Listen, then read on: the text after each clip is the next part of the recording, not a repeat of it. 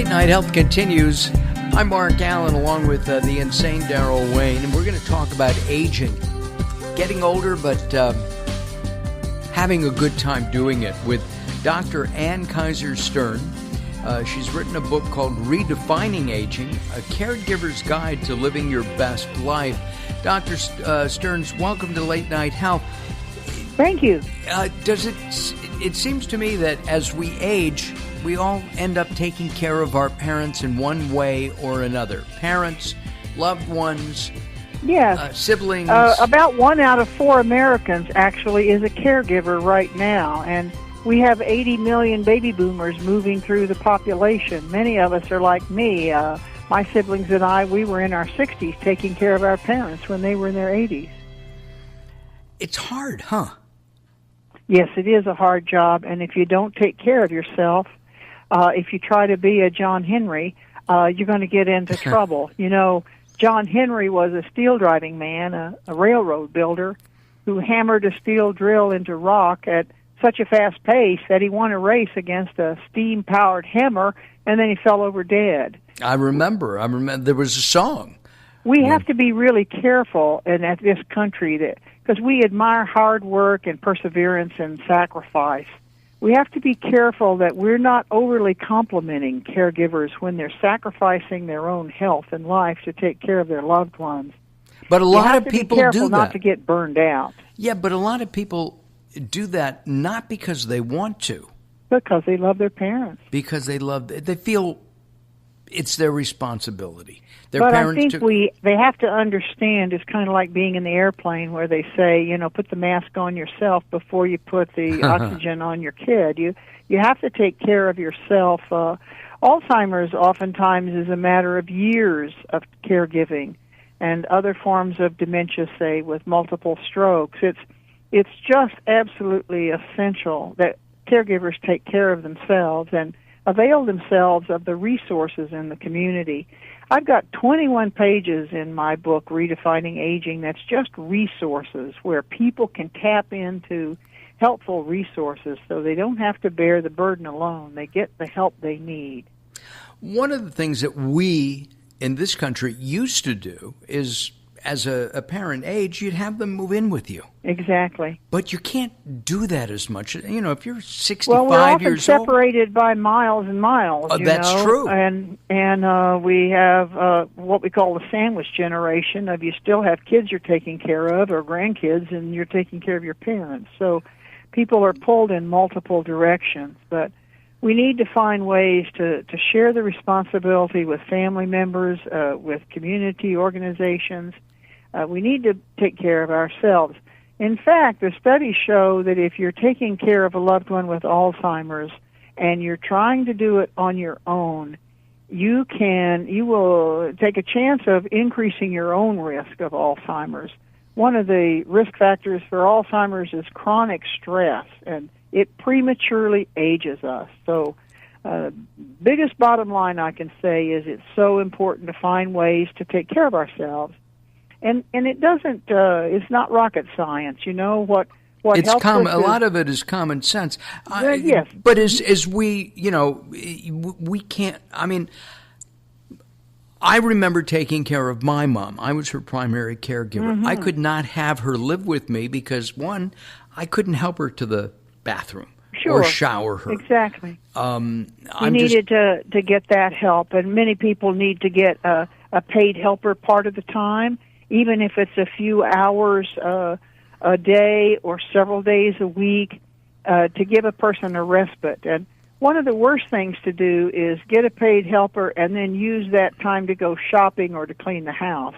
That's not what you need to do. You need to use that time to go to the gym, to go to movies, to play cards with your friends, to get out to religious services, to go for a ride in the country, to do things that restore you, as opposed to using a paid helper, or if your parent goes off to a memory care center for a few hours a day, you need to use that time sort of a way that restores you. And to make that time for yourself, for you. Absolutely. Right? Yes, I have said on the show that one of the biggest problems or one of the biggest fears facing baby boomers is waking up tomorrow and not knowing who you are. Yes. Well, let me tell you something about why I call my book Redefining Aging. We have some false ideas about aging. Many people think, well, if I just live long enough, I'll eventually get Alzheimer's. Well, guess what? Memory problems before age 80 represent disease, not normal aging. And as a matter of fact, at age 90, it's still 50% or less who have dementia. The majority, at least, you have an equal chance of living to be 100 and not developing dementia. Might your hearing fail? Might you have some troubles with mobility? Yes, but memory problems are not inevitable. And it's so important to understand how we can age successfully and how we can reduce our own risk of Alzheimer's. And there are many ways. Give us one example right now. I mean, I know that somebody we've talked to the president of the Alzheimer's Association yes. a number of times, and he said doing things like, if you're right-handed, brushing your teeth with your left hand. Well, first of all, you need to know what things double the risk: smoking, diabetes, obesity, and sleep apnea. We need to prevent these or get medical treatment for these problems. Other causes of Alzheimer's are multiple head injuries, high blood pressure, long-term exposure to environmental toxins, or substance abuse, or chronic stress, or inactivity, or untreated severe depression. We also need to not live isolated lives. If I were to tell you the two things you most need to do to keep your brain healthy, it's to stay connected to other people and it's to stay physically active. We know that if you walk an average of 30 minutes a day or 6 to 9 miles a week, the studies show that you will grow brain matter, not lose it. And the studies look at 68-year-olds and follow them to age 79 and show that the people who walk 30 minutes a day cut their risk of Alzheimer's in half. Wow. Not Dr. Stearns. Ann, how many miles do you walk a day? As a matter of fact, I'm 75 years old. I work several times a week with a trainer. I lift weights. I have a dog. I purposely don't have a fence, so I have to walk the dog. And I do walk 6 to 9 miles a week. And I'm in my office right now, and when I finish this radio program, I'm going to meet some colleagues, and we're going walking for about 45 minutes. I bring my tennis shoes to work. And you just came, and you teach. You're in the Baltimore, Maryland area. Yes, I'm still a full-time college professor, and I am 75 years old, and I just finished my 4th book. That's the other thing, lifelong learning. It is so important to keep learning. I can't tell you how much I learned in the last 3 years writing this 4th book of mine. It was intoxicating, and whatever it is somebody wants to learn, take those lifelong learning courses that colleges and universities offer for senior citizens. Go learn Spanish. Go take up ballroom dancing. Go learn the computer. Gym. Yes, absolutely. So you can send emails and text on your iPhone to your grandchildren. It is so important to keep learning. Are there myths about growing old? There are lots of myths, and one of the myths is that we're, like I was saying, well, you don't need to go see your grandmother because she won't remember who you are. Well, you know, you can lose 10 or 20 or 30 billion brain cells when you have Alzheimer's, but you still have 90 or 80 or 70 billion brain cells left. And what happens is we need to know that even a person who may not remember your grandchild's name, that person will still respond to facial expressions, to smiles, to touch, to prayer, to singing, to music, to poetry, to scripture, to sunsets, to rain, to flowers, to moonlight, to drives in the country, to grazing cattle, to gardens and porches. You need to remember that that loved one is still there. I know that there was a commercial, I think it was for Apple, a number of years ago where a woman was sitting at a table alone and just spacing. And her granddaughter brought her an iPad and played music of the 40s. Yes. You remember that? And, yes. And she remembered meeting her husband. I'm getting teary-eyed. Wonderful. And dancing, with a young soldier, 60 years before. How wonderful. My parents used to watch Lawrence Welk reruns, and they just loved it. They sang along, and they used to watch it when Lawrence Welk was on decades ago, and then they watched the reruns, and I enjoyed watching it with them. But I would sit outside on the patio with my parents for hours and hours, and they would just enjoy watching squirrels and enjoy being outdoors. Another thing that is so important... A one and a two. I'm sorry. I'm sorry? I was just remembering Lawrence Welk. A one and a two. Yes, exactly. Basically, we need to be like the sun as caregivers. What people need is respect and warmth. We also have to get away from this ageism. It's disrespectful to call people like honey, sweetie, young lady.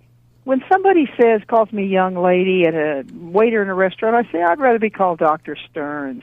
When people used to call my mother by her first name, you'd have a 30-year-old doctor calling my mother Margaret. And I hate that. Call her Mrs. Kaiser. That woman deserves your respect. I have to tell you, I tell everybody constantly that when they go to a doctor, especially if he's younger than you, that you should call him by his first name. And they come into the waiting room, they say, hi, Mark, I'm Dr. Smith. And I say, Donald, I'm Mark. Nice to meet you. Yeah, I disagree with that. I train doctors. I've taught doctors for years. I've taught cops. I was trained myself in hospitals. It is so important, particularly the more impaired a person is, for you to address them with respect. Well, people will often not speak up for that, but it's very important to talk to people respectfully. I agree with you. And then the doctor should come in and say, hi, Mr. Allen. Exactly, he should. But I tell people to do it because to call doctors by their first name. Oh, doctors by the first name. I thought you were saying calling the patients by their first name. No. The doctors by the first name, because it puts you on an even playing field. It's what I like to do when I team. go to a doctor is I like to say, hi, Dr. Smith, I'm Dr. Stern. Hi, Dr. Smith, this is my mother, Mrs. Kaiser. Got it. Yeah. Dr. Stearns, we are out of time. Redefining Aging, a caregiver's guide to living your best life. We have an article, and we'll have a picture of Dr. Stearns. And I don't mean to be disrespectful. She doesn't look 75. Not at all. Well, I'm very happy. The studies show if you ask people over 65 when were their happiest years, a majority of Americans say right now. Right now. We are out of time, but I appreciate your time and look forward to perhaps talking again in the future. I hope so. I look forward to it. Coming up next, Robert Clancy, and we're going to talk about gratitude. Don't go away. Take it away, Daryl.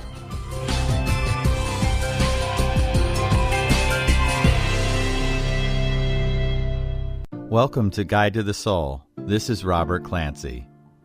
Opening your heart is the only way to allow all the light in.